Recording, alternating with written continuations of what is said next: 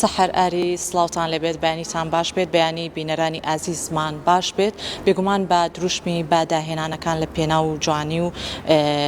بوارە نوێیەکاندا بێت 28مین فستیڤاڵی نێودەوڵەتی گەلاوێژ بە سپۆنسەری میدیای دەستگای میدیایی کورسات بۆ ئەم ساڵیش بە چەندین چالاکی جۆرا و جۆر هەم لە بواری ئەدەبی و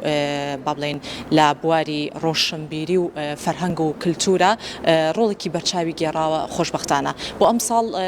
140 میوان لە 16 وڵاتی جیاوازەوە ئەمە بە جیاواز لەو میوانانەی کە لە کوردستان و خواروی عێراقەوە بەشداری ئەم فستیڤاڵیان کردووە هێندەی تر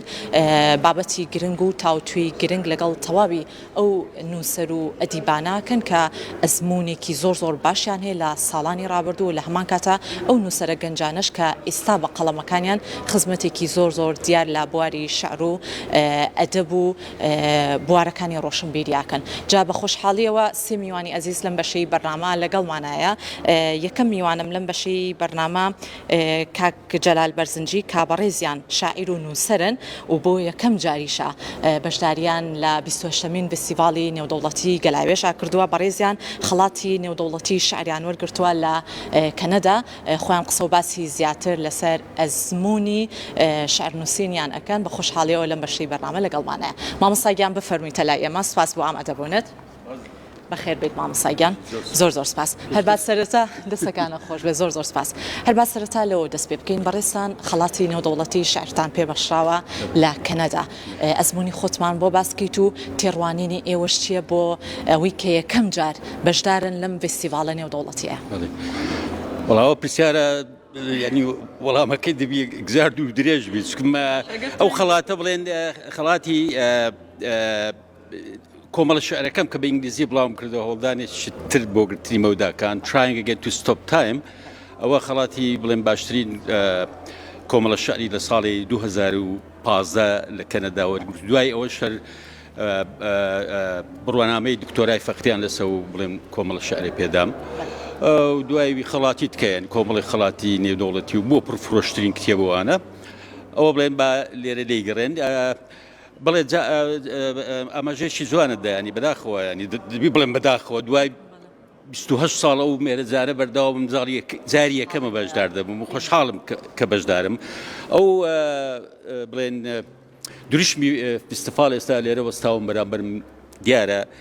با داهێنەرەکانمان لە پێناوی جوانی و بەها مرۆیەکان بن بەڕاستیەوە ینی ئەوە یەک لە پەیامە هەر سەرچەکانی ئەدەبە بەڕاستی پەیامێکی جوانە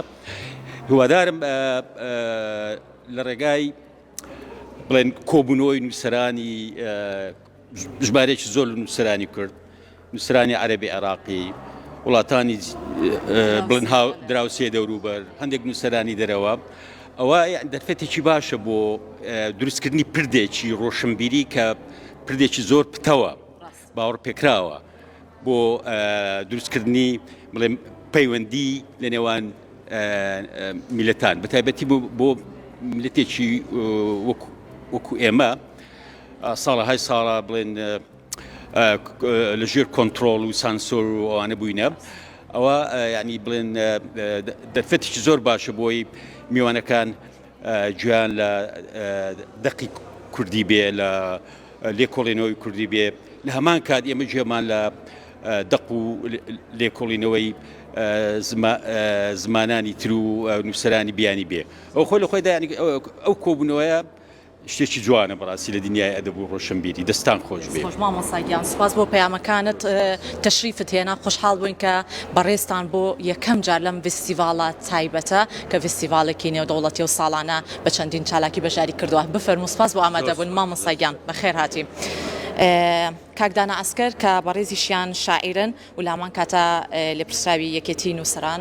لقی کەرکووک بە خۆشحاڵیەوە بەڕێزیشیان ئەزمموونێکی دوور و درێژیان لەگەڵ فستیڤاڵی گەلاوێژە هەیە ساڵانی ڕابردوو چەندین خەڵاتی ڕێزلێنانیان پێبەخشرا و لە هەمان کاتە و تێڕوانینێکی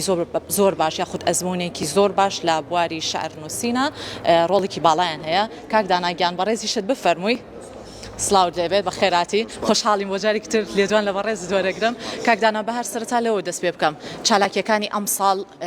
لە 28مین فستیڤاڵی نێودەوڵەتی گەلاوێش چۆن ئەیبینی تێڕوانینی بەڕێستان بەڵێ بێگومان ئەوەی کە بەبەرچاوی هەمووانەوە دیارە فستیڤاڵی گەلاوێش ساڵ بە ساڵ بە فۆرمێکی تازەوە دەردەکەوێت ڕاستە ڕەنگە لە ڕووی داراییەوە ئیمکانیەتی ساڵانی پێشووی نەبێ بەڵام شێوازی مامەڵەکردن و شێوازی سازدانی فستیڤالەکەی لەگەڵ ڕەوتی ژیان و لەگەڵ پێشکەوتنی تەکنۆلۆژیا گەشەی کردووە بۆ نمونە دەیان بابەت کە لەم خولەی 28مینە پێشکەشکرا کە پێشتر لە خولەکانی پێشترانە بووە ئەوە دەرەنجامی ئەو ئاگاییەی کادرانیان بەڕێوبەرانی فستیڤاڵی گەلاوێژە کە لەگەڵ ڕەوتی بەرەو پێشکەوتنی تەکنۆلۆژیا و ڕوتی پێشکەوتنی زانست مامەڵەیان لەگەڵ کۆنتاکتیان لەگەڵ بنکەی گەلاوێژە کردو بۆیە ئەمساڵ بەدەر لە هەموو ساڵەکانی تر من پێم وایە کەناڵی باشتر لە ناو ئیشکردنی فستیڤاڵی گەلاوێژە بووە. کاکدانا بۆ پێوی ئەزمونێکی زۆر دوور و درێژتان هەیە لەگەڵ فستیڤاڵی گەلاوێژە و خۆشبەختانە چەندین خەڵاتی ڕێزێنانیشتان پێبەخشراوە ماندوو نەبن و نمونەتان زۆر بێ تێڕوانینی ئێوە چییە بۆ قەڵەمە تازەکان نووسەرە گەنجەکان لە هەمان کاتە توێژینەوەی ئەم ساڵ زۆر گرنگە لەسەر زیرەکی دەستکردا ڕنگدانەوەی هەیە لەسەر تەواوی بواری شەعر و ئەدەب و فەرهەنگ بەڵێ من پێش ئەم دیداری جەنابەت باسمان لەوە کردووە بەشێکی زۆری من تەنانەت لە کورتە نووسینێکە لە ڕۆژنامەی ئەمڕۆی گەلاوێژنامە باسم کردووە بەشێکی زۆری ئەو نووسەرانەی کە ئێمە ئاشنایەتیمان لەگەڵانە بۆن لێرەوە لە فستیڤاڵی گەلاوێژە ناسیومانن تەجروبەیەکی زۆر گرینگە ڕاستە ئێمە کۆمەڵێک نووسەری جدی ئەبینین لە کۆنتاکتی ڕۆژانەمان لە فستیڤاڵی گەلاوێژ بەڵام سێ بەشی ئەوانەی کە ناسیومانن لە ڕێی فستیڤاڵی گەلاوێژەوە کە بەشداری فعلیان کردووە لێرە بۆ یەک جەوهەری ناسینی ئێمە بۆ نووسەرانی چوار پارچەی کوردستان یا ئەوانەی کە لە دەرەوەی هەرێمەوە دێن لێرە لەم فستیڤاڵانەوە بێن ینی خاڵێکی زۆر گرنگ ئەوەیە کە من لەو بابەتەشا باسم کردووە فستیڤاڵی گەلاوێژ بە سێ قۆناغات تێپەڕیوە قۆناغی لۆکاڵی قۆناغی کرانەوەی بە عێراقەوە قۆناغی کرانەوەی بەڕووی دنیاە یعنی لە فستیڤاڵی ساڵانی پێشووە کۆمەڵێک نووسەر و ئەم ساڵش بۆ نمونە ئەوە لە بەرەم بەتەنیشمانە وەستاوە عەلی بەدر یەکێک لە ڕۆمان نووسە دیارەکانی عێراقەوە لە وڵاتانی ئەوروپا ژیە ئێستا ئەمڕۆ بەشداری کردووە لە یەکێک لەو بابەتە گرنگانی کە جەنابەت ئاماژەت پێدا زیرەکی دەست کرد ئەمە ڕەنگە دیوێکی سلبی هەبێ بەڵام لە نەتیجەیە ئەمە ڕەوتی ژیان و ڕەوتی پێشکەوتنی ژیانە مەفروزە ئێمە لەگەڵ یا بڕۆین. لەبەر کەمی کات پرسیاری ترتان لێ بکەین سپاس بۆ ئامادەبوون بەخێر بێ سپاس بۆ دوو میوانەکەم لەم بەشەی بەرنامە بێگومان ئەوەی کە هەیە بە پێی تەواوی ئەو کەسانی کە لیژنەی ئامادەکاری فستیڤاڵن بە نزیکەی 280 بەرهەم هاتووە لە بواری شعر و چیرۆک و لێکۆڵینەوە خۆشبەختانە بۆ ئەم ساڵیش چەندین کەسایەتی لە قەڵەمە تازەکان و ئەو کەسانی کە ئەزمموی پێشتری فستیڤاڵی گەلاوێژیانەیە خەڵاتی ڕێزلێنانیان پێبەخشێ بەڵام لە ئێستایانە بەڵام لە کاتەکانی پاشنیۆڕۆ خەڵاتەکە دابەشێک لێ کاگیونس حەمەد کابڕێزیان لیژنەی ئامادەکاری فستیڤاڵن کاگیونس بەخێراتی دووبارە سپاس دەکەم هەر با سەرەتا لەوە دەست پێ بکەم لە کۆتا ڕۆژی فستیڤاڵە قسەی ئێوە چییە لەسەر بەڕێوەچوونی 28مین فستیڤاڵی نێودەوڵەتی گەلاوێژ؟ زۆر سپاس بۆ ئێوە بۆ بینەرانی کورساتی ماڵی هەمومان وڵات تەرزەخانەمەوێلەوە دەست پێ بکەم جێگای خۆشحاڵیمانە کە لەم ئەمڕۆ سێم ڕۆژی فێستیڤاڵە ئەمێ بە قسەی سێ کەس دەست بە قسەکانم کەم بۆ بەڕێزت وەزیری ڕۆشنبیری حکوومەتی هەرێم لە وتاری یەکەم ڕۆژیدا باسی لەوە کرد کە ساڵ بە ساڵ فێستیڤاڵی گەلاوێژ مەزنتر ئەبێ وەسیمایەکی جوانتر ئەبەخشێتە پایتەختی ڕۆشنبیری لە وتاری وەزیری ڕۆشنبیری عێراقی بە هەمان شێوە باسی ئەو پێکەوە ژیان و ئەو تێکەڵاوبوونی ڕووناکبیرانەی هەموو عێراق و وڵاتانی تر و هەرێمی کوردستانیشی کرد کە لە شارێکی سلێمانی کە هەمیان کۆبوونەتەوە دوور لە تونند و تیژی چ جوانیەکی بەخشیوە بە هەرێمی کوردستان و شاری سلێمانی هەردوێنێ جەدیدارێکی وەکیل وەزیری ڕۆشنبیری عێراقی باسی لەوە کرد کە بەهاتنیان بۆ ئەم فستیڤالەوە بە بینینی ئەو بڕگە جوان و تێکەڵاوبوونی ئەم ڕووناک بیرانەی کە لە وڵاتانی دەرەوە لە هەرێمی کوردستان و ناوەڕاست و باشووری عێراقی هاتوون بەتەمان ئەم هەفتەیە کە ئەگەڕێنەوە نووسرا و بەرز بکەنەوە بۆ وەزارەتی ڕۆشنبیری بۆ پەرلەمانی عێراق بۆ تەرخانکردنی بودجەی زیاتر وە گرنگیدانی زیاتر بەم جۆرە فستیڤاڵانە ئەمە بۆ ئێمە جێگەی خۆشحاڵیە کە لایەنە پەیوەندیدارەکان هەست بە گرنگی فستیڤاڵی گەلاوێژ و ئەم جۆرە فستیڤاڵانە بکەن. ئەمڕۆ لە سێم ڕۆژی فستیڤاڵی گەلاوێژدا سەرڕێبەیانیەکەی وەک خۆتان ئاگادارن پانێڵ پێشکەشەکرێ پانێڵەکەش لە چوارچێوەی تەوەرەی زیرەکی دەستکردە کە ئێمە ئەم ساڵ کردمانە تەوەری سەرەکی فستیڤاڵەکە بۆیە لە ڕێگای ئەم تەوەرەوە باز لە زیرەکی دەستکرد و کاریگەریەکانی بکەین بەو پێی هەموو پنتێکی ژیانی ئێمەی داگیر کردووە لە زمان لە وەرجێڕان لە شەعر لە چیرۆک لە بواری هونەریش لە بواری شێوەکاری لە بواری سینەما لە هەموو بوارەکانی تر ئێوارەکەشی چەند بڕگەیەکی ترمان هەیە چەند شاعیرێکی دەرەوەی هەرێمی کوردستان شعر پێشکەشەکەن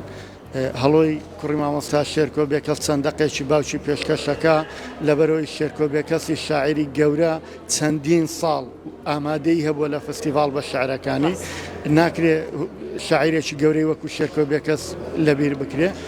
و تیپی هوەری ملی سێمانی چەند تابلۆیەک پێشکەشەکان لەگەڵ خەڵاتکردنی یەکەم و دووەم سێمەکان سپاسکاگی و نزگیان هێندە فستیڤاڵەکە قسە زۆر هەڵەگرێ بەڵام ئێمە لەبەر نەبوونی کات ناتوانین سپاس بۆ ئامادەبوونت بە هیوای ئەوەی هەمیشە جێگەدەستان دیارە و کار و چالاکیەکان بەردەوام بن سپاس بۆ کاگی و نز حەمەدیش بەڕێزیان لیژنەی ئامادەکاری فستیڤاڵ بێگومان هەر ساڵی فستیڤاڵی گەلاوێژ دروشمێکی جیاواز هەیە کە ئەوترێت با داهێنانەکان لە پێناو جوانی و بەها مرۆیەکان نابێت ئەمە بۆ خۆی واتایەکی زۆر تایبەت هەڵەگرێ لەبەرەوەی فستیڤاڵی گەلاوێژ ساڵ بە ساڵ نوێگەری و داهێنانی تازە لە بوارە جیاجیەکانی شعر و ئەدەب و فەرهەنگ و کللتور و ڕۆشنبیری خاتەڕۆ بە سپۆنسەری میدیای دەستگای میدیای کورسات 28مین فستیڤاڵی نێودەوڵەتی گەلاوێژ لە تەلاری هونەری شاری سلێمانی بۆ ئەمڕۆ کۆتا ڕۆژە لەبەرەوە ئەو کەسی کە نەهاتوە تاوەکو ئێستا ئەتوانێت بەشداری تەواوی توێژینەوە ئەو خەڵاتانە بێت بینەری ئەو کەسانە بێت کە خەڵاتی ڕێزلێنانیان پێبەخشێ ئەگەڕێنەوە بۆ ستۆدیۆ بۆ لای هاوکارانم.